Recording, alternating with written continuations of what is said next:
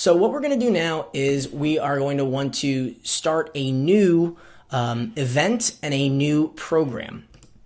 So for example, let's go to File and New. Let's go to Project.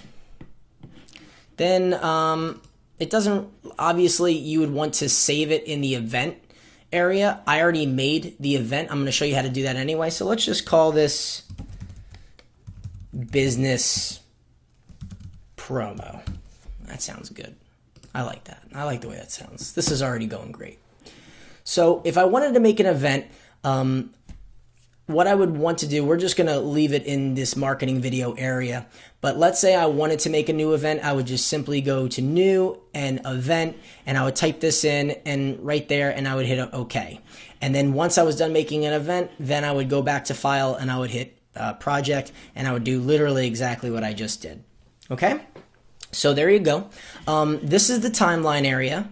Okay, this is where we're going to be viewing. Obviously, this is our viewfinder where we're going to be, viewing the actual footage in preview mode. And if we know how, sporadically throughout the actual footage, we can review it and whatnot. This is the inspector window. This is the library of footage that I have. This is different editing areas that I will get into, whether it is for, transitions, music, pictures, text, lower thirds, just generated, animated templates. For example, this one has some nice, curly doodads and almost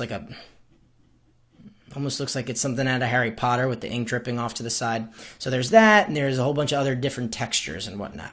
So they're all pretty good. They all do a little bit. We're going to be kind of focusing on one in particular.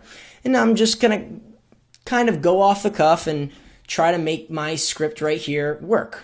So it's always good to have your script on hand. If I currently have my script just kind of off to the side and when I'm editing, which is really no big deal. If you had a hard copy of it, it would probably be easier. But just for the purpose of this video, I'm going to put it on my computer so you can see me reference it.